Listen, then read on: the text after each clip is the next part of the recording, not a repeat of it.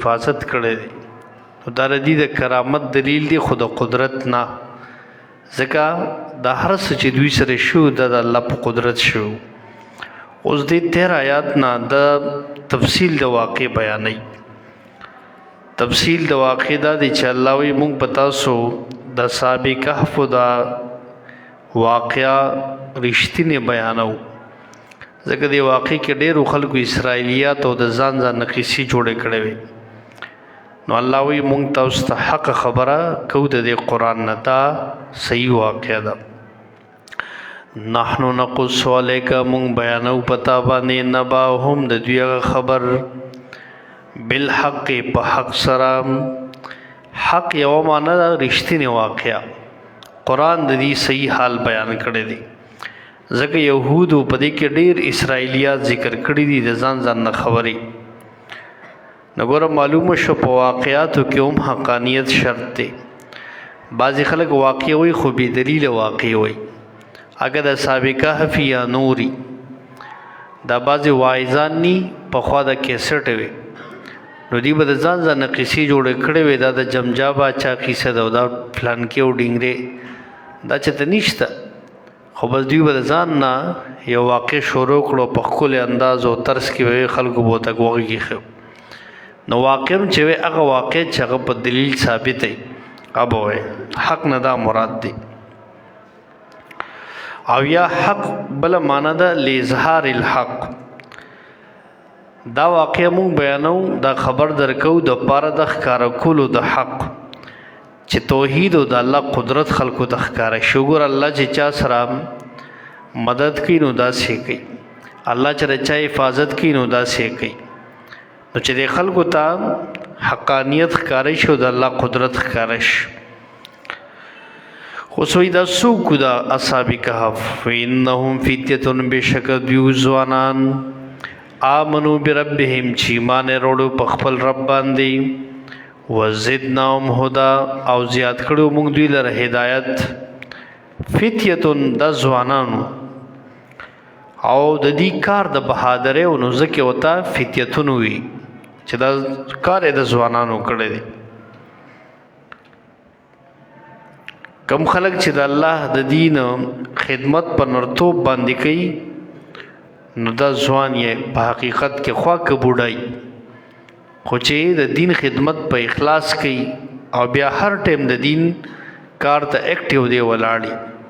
نو که هغه ځوان دی خو بیا د ځواني خو سونا ده. او که دی بوډا هم د نو بیا هم ځوان شماریږي، بهادر شماریږي. تفسیر ابن کثیر ولم دلته لیکلی دی وکانه اکثر استجابه لله والرسول شبابا، وی اکثر چې د حق او د دین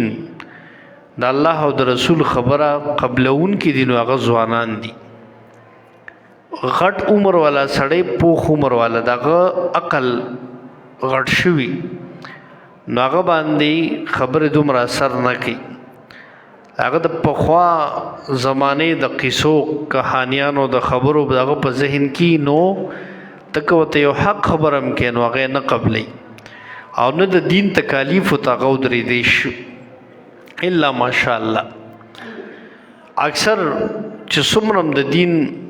کار ته ملاتړي کوي نو دا ځوانان کوي. تاسو ګورئ څومره تحریکونه چې تیر شوي دي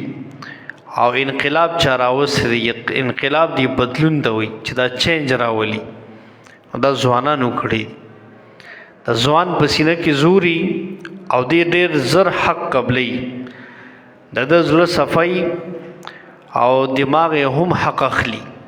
دی چې کله حق ویني بس هغې سره کله کودرېږي، بیا خلک یې ډېر په مشکله باندې د وسوسې مواچې هر څه خو دې نه جدا کېږي. دا زمونږ تحریک چې کله موږ دلته 2008 کې په دې علاقه کې د درس قرآن شروع کو، نو موږ سره همداسې واړه هلکانو ځوانانو، نو چې کله به دلته درس له راتلل نو مخالفین هم هغوی به منې کول، چاله به پلار له لاړل یاره جي دلته مه لېږئ او دا نوې مسلې کوي او دا کوي، ځان نه به خبرې هغوی ته شروع کړئ. ولې هغوی دې ته نه شو کتلی چې دا ځوانان څنګه د دین خدمت دومره په اخلاص کوي، نو ضد او حسد کې راغلي. خو هغه ځوانان دومره کلک وو الحمدلله چې په قرآن الله د هغوی سینې ته کوز کړ. دا د قرآن تاثیر دی چې د قرآن ستا سینې ته کوشي نو د دې حق نه بیا هیڅ شی ته اړولی نه شي. خوا کې ستا څوک سر هم کټ کوي نو ته وایې سر مې کټ که خو د قرآن د میشن د دعوت دا نه پرېږدم. نو دغسې اکثر موږ سره ملګري وو هغې له به د مخالفینو کور کې ګیلې وکړې پراپیګنډې وکړې نو پلار به اکثر غوسه ورته چې دلته مزه زوی به سره کلک شو چې نه دی حق وایي قرآن نه خبره کوي څنګه دلته نظم. نو ډېر پلاران ما ته معلوم دي چې هغوی به زړه نو زوی به دلته راته نن الحمدلله هغوی ډېر خوشحاله دي او هغوی بیا پوه شو وروستو چې دا خو موږ غلطه کوله زموږ د زوی حق لیدلی او قرآن نه خبره اورېدلی و نو ټیکې وی خو موږ پوه نو. نو ځوان سړی چې حق ویني حق سره ملګري کېږي او دې خبر هم زر اخلي او ډېر عمر والا بوډا سړی هغه اکثر چې لږ تکلیف په دین کې راشي نو دی شاته شي ځکه د ځوان عمره طاقت نه لري او نه د ځوان عمره زر حق قبلی هغه رستو کېږي اکثر او ځوانان سینه مخکې نیولي او مخکې رواني. نو الله وایي دا سابقه هفدام ځوانان وګوره دا د وزیرانو زامن دي خلوی عهدو والا زامن دي خو سره د دې نه چې حق یې لیدلی دی نو په توحید په مسله باندې کلک دي او د قوم په شرک باندې رد کوي. نو ځکه ورته الله تعریف هم کړی دا ځوانانو ایمان یې په خپل رب راوړو یعنې توحید یې منلی او وزدناهم هدا دوی له مونږ د هدایت زیات کړو یا مضبوط کړو دوی له مونږ د هدایت رای راست دا ورته مونږ ښودلی و په دې هم کلک کړي و. بیا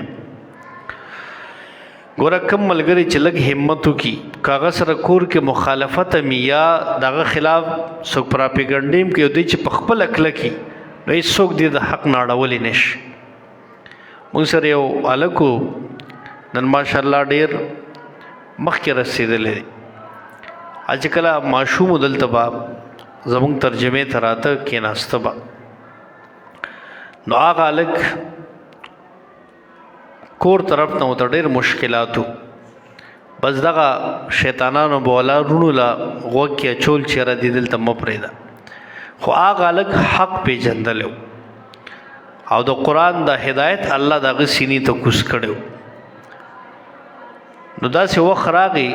چې رونو ورته وی کور ته به نه راځي که دې مدرسې ته ځې نو کور ته یې نه پرېږدو او ته یې مه مې پرېږدئ زه کور ته هم نه درځم. نو دلته موږ سره دا ځای لا جوړ نو پلاټ و دلته به شپه یو نیمه وکړه خو دومره کلک و چې کور ته لا نړ. نو په دوی مرض یې غرونه ما په سر بیا رالل ما ته وایي چې دا تاسو څه جادو په ده کړی دی چې دې زموږ خبر نه مني او ستا مني. نو ما ورته وایي دا جادو نه دی دا د قرآن اثر دی خو مې تاسو ناپوهه یې جاهلان یې لږ ځان پوه کوئ. مې د قرآن سره مینه ده حق خبرې سره مینه ده او الله ولا هدایت زړه ته کوز کړی دی څنګه چې وګوره دا سابقه هفدي ته بادشاه وي دا څو لیونیان یې او تاسو دا څه خبرې غیرې کوئ او الله دوی له وزدناهم هدا هدایت له زړه کې کوز کړو او مضبوط کړو. ناغي بیا پوه شو بیا هغې نه بعد هغه هلک هغې تنګ نه کړ نو چې تنګ یې نه کړو ماشاءالله هغه د قرآن حافظ هم شو ترجمه د قرآن هم دلته وکړه او نن سبا ډېر لوی پوسټ باندې دی په سرکاري عهده دی هغه هلک زما شاګرد دی. نو خبره مې دې پورې کوله تاسو ته چې کله د دین د خبرې سره کلک شي او د چا خبرو ته ونه ګوري راځي شیطانان ډېر وایي تاله به زړه کې وسوسې مچوي کله به انسی شیطانی کله به جنی شیطانی. انسی شیطان د انسان په شکل کې تا ته به وایي مړه ته ځان نه څه مولا د جوړ کړی دی کېنه به نور دا مو وایه راځه پلانکي ځای ته ځو دې خوا ځو اخوا ځو د قرآن نه به دې اړئ. جنی شیطان به زړه کې دله وسوسې اچوي چې مړه ته ځوان یې خلک وګوره دې ټایم کې څه کوي چکر یې وایي او ته دلته ناست یې نو ګورې د دې دواړو مقابله به کې او چې کله د حق سینې ته کوشو دا خبرې بیا به تا ته ډېر معمولي لګي دا بار ته به ټول اهمیت دی له ورکې او دغه هغه مقام چې الله تا قبول کړه. نو دیغ الله قبول کړیو دا اصحاب کهف. سوی الله وی دا ځوانانو چې ایمان وروړو په خپل رب او زیات کړو موږ دوی لره هدایت. وربطنا علی قلوبهم، وربطنا موږ پټه لګولې وا یا موږ مضبوطواله راوستي والا قلوبهم د دې په دې ژوند باندې وګوره په زړه مولا ربط راوستي. الله بیا د سي مدد کوي خام بل دوی کې د دې هغه مقام هم خي چې دی ګوره ماته محتاج دي په هدایت کې پر ربط قلب کې په دې کلکوالي هر څه کې ماته محتاج نو دا سو قدرت ولا نوخه او د دوی صبر هم خي چې الله وی بادشاہ طرف نام او مخالفینو طرف نه ډیر اوزور لې شو خودي کلکو. وربطنا علی قلوبهم پسلم ولا پټای خوا او د ظلم ولا داس کلک کړو او د دین تکلیف د اډو دي د اډو سخکارې دنه تا ګوره چاله چې الله هدایت نصیب کی نو دی بیا په تکالیف باندې هم اس پروا ده دني نو مضبوط کړیو موږ د دوی ژوند نه اسقام وکړه چې دوی ودرېدل. اوس هغه بهادری او ګورخه بادشاہ راغوستي دي. بادشاہ ته خو رپورټ راغی چې دا څه ځوانان دي او زموږ د عقیدې او د مشن خلاف کوي. د بادشاہ دین کې شرک او هغه ورسونه میلې کول او دوی دغه خلاف او دغه بدعات او خرافاتو نو دوی تللی دي د بادشاہ مخې ته اوس اعلان کوي خام او بادشاہ چې کله دوی حاضر کړل نو دوی نه یو څو تپوسونه وکړل. یو تپوس ته کوي چې تاسو د عرب څوک دي تاسو رچا د توحید د ناره او خد عرب څوک دي تاسو. اوس ګوره اس قامو کله چې دوی ودرېدل نو فقالو بس دوی وی ربنا رب السماوات والارض رب زمونږ رب د اسمانونو زمکه دی. زمونږ رب هغه دی چې ټول کائنات پیدا کړي. د اسمان چې چا پیدا کړي دا زمونږ رب دی. دا زمکه چې چا غوړولې دا زمونږ رب دی. تعریف یو ته دا الله رب العزت کو. وګوره د بادشاہ مخه دغه سوالات کې دوی جوابات ورکړي. دویم ورته وی آیا دغه الله نه علاوه بل را مدد کول او څوک اختیار لري؟ یعنی الله نه سیوا بل څوک را مدد کولای شي؟ یعنی الله سره زوګي صدر شته؟ دوی ول بل جواب ورکړي. ورته وی لن دعا هرگز موږ نه را مدد کو من دونه د الله نه سیوا الہن بل حاجت روا. الله نه سیوا بل څوک را مدد کول د خو شرک دی. نو اس کله زمون په دین کې دانشتا چې هغه رب کائنات نه علاوه د مونږ بل چاته چغه وو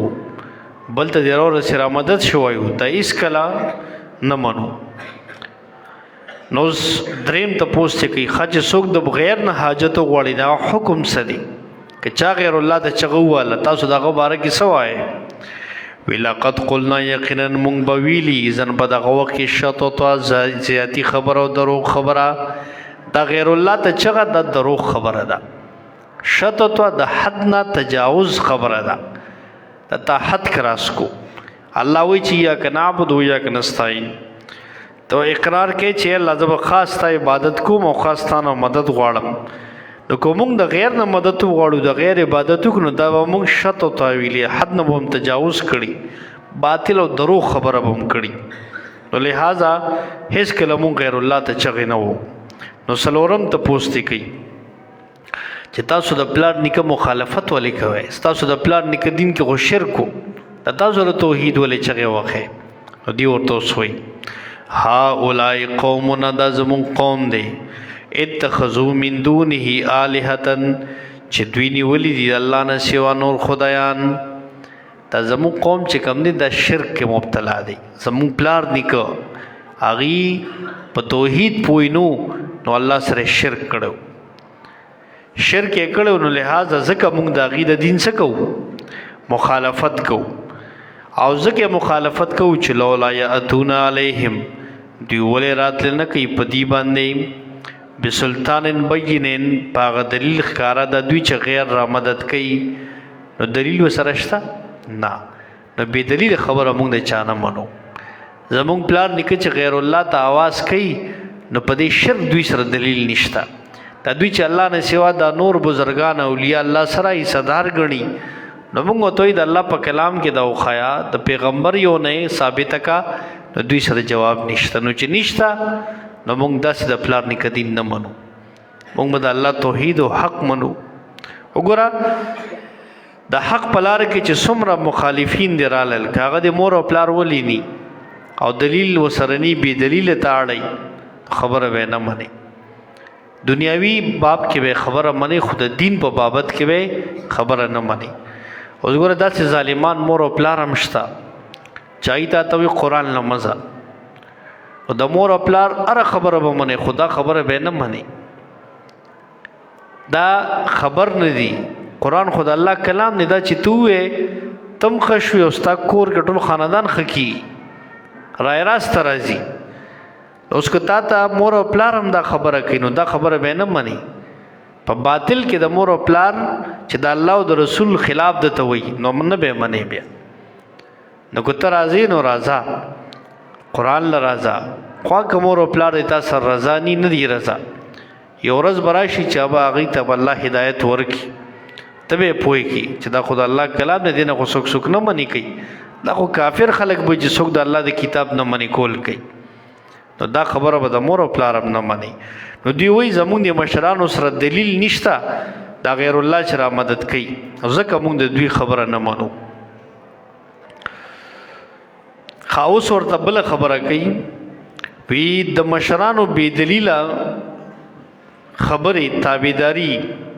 د دې څه جرم دی مطلب د مشرانو خبره چا ومنله او هغې سره دلیل نیم شته نو آیا ستاسو په دین کې څه جرم شته نو دی ورته وایي او که نه دوی ورته وایي فمن ازلمو بس څوک دی غټ ظالم ممن د هغه چا نه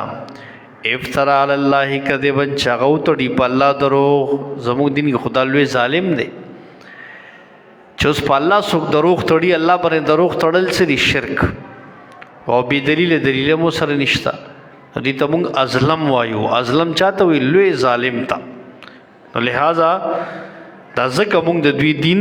نه فالو کوو او حق سره ولاړ یو اوس بادشاه ته چې دا خبرې وکړې نو بادشاه دوی له مهلت ورکړه خو مشرک و هغه چې در دې خبرې منلې هسې معلومول چې د دوی څه وایي خبرې واورېده چې دوی زما د دین نه بغاوت کوي زما د دې هر څه نه به دوی ته وایي سم شئ که سم نه شوې نو ګورې بیا به هم ستاسو خلاف کاروایي کوو اوس خو دوی په حق باندې کلک وو الله هدایت زړه ته کوز کړی و نو دوی داسې فیصله وکړه چې راځئ د دې خپل قوم نه د دې شرکي طریقو نه د دې بادشاه د نظام نه چې ته سیټ ته ځو ځکه دا شرک دوی زموږ مخکې کوي موږ یې برداشت کولی نه شو او چې رد پرې کوو مړه کوي د بادشاه مهلت را کړی دی قسم نه شوی مړه کوم هم پانسي کوم هم نو راځئ چې ته ځو غار ته ځو دلته نه دوی فیصله وکړه نو دا کسانو راجمع شو دا ځوانان اوس دا خبره کوي وایي اعتزلتموهم هغه وخت چې تاسو په ډډه شوئ د دوی نه وما یعبدون هغه چې دوی عبادت کوي الله سوا د الله نه نو فو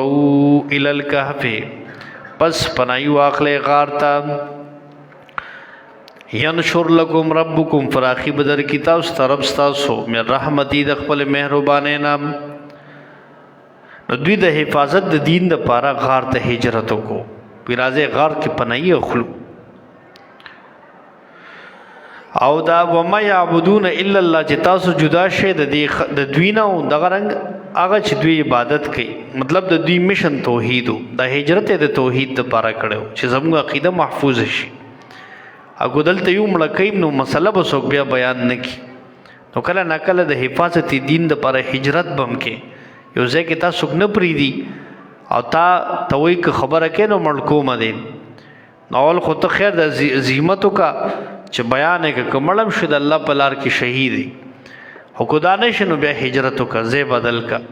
حکمت په دغه کې هم دی نو دوی هم د دې نه کار واغستو لاړل غار ته او بیا وی تاسو له الله فراخي درکړي او یحیی لکم برابر بکی تاسو ته تیار بکی تاسو ته من امرکم تاسو د کار نه مرفقا ثانی بل دا چې الله با آسانی په دې سره درکړي اشاره وا د تکالیف نه بعد راحت راځي ښه دوی ډېر تکلیفونه برداشت کړل نو اخر وی لږ تکلیف نور د راځي د غار ته ځو د دې نه بعد به الله چې کوم دی آسانی راولي. اوس حال د غار بیانوي او محل وقوع د غار بیانوي. دوی چې کله غار ته تللی دي نو هلته پې الله خوب راوستی دی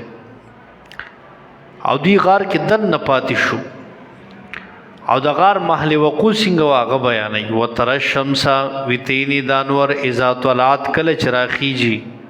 تزاورو هغه اوړي عن کهفهم د دوی د غار نه ذات الیمیني پخی طرف وایدا غربت او کله چې ډوبېږي دانور تقرضهم نو پرېږدي دوی ذات الشمال په ګس طرف وهم فی فجوة منه او دوی دی فاغه فراخ زیر دی غار کې. دا د غار محل وقوع دا سوا چې یو خدا الله رب العزت په دې آیات کې د دوی کرامت بیانوي چې دوی د غار کې پراته دي نو نور برای راست په دوی په جسمونو نه لګېده. ولې دا نور چې ته برای راست ورته پروت دی داسې 2 3 4 داسې په هفتو په میاشتو سړی خرابوي مړی ورته کېده نو به هم خراب کړي. نو دې د وجه نه الله د دې حفاظت څنګه کو دی د دې کرامت دی چې الله رب العزت داسې د غار محلي وقوع جوړه کړې وه چې وي بعضې مفسرین وایي د غار دا خوله د شمال طرف ته وه داسې شمال طرف ته وه نو نور چې به راخته د مشرق نه نو داسې به ښي طرف ته دوی پرېښول او په ګس طرف چې کله به پرېوتو نو دوی به پرېښول مطلب په ښي طرف به وړېدو او په ګس طرف به دوی پرېښول داسې برای راست به پرې نه لګېدو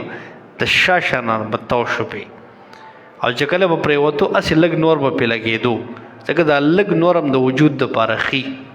نو دا به پې ولګېده. دا د دې حفاظت الله کو چې دا نور پې ډایرکټ نه لګي او بدن خراب نشي. او دا کرامت او حفاظت د اولیاء الله م دی چې الله په دعوت او هجرت باندې سړی له عزت ورکي. کرامت عزت ته وایي. د یو ولی بزرگ پلاس الله کرامت ظاهری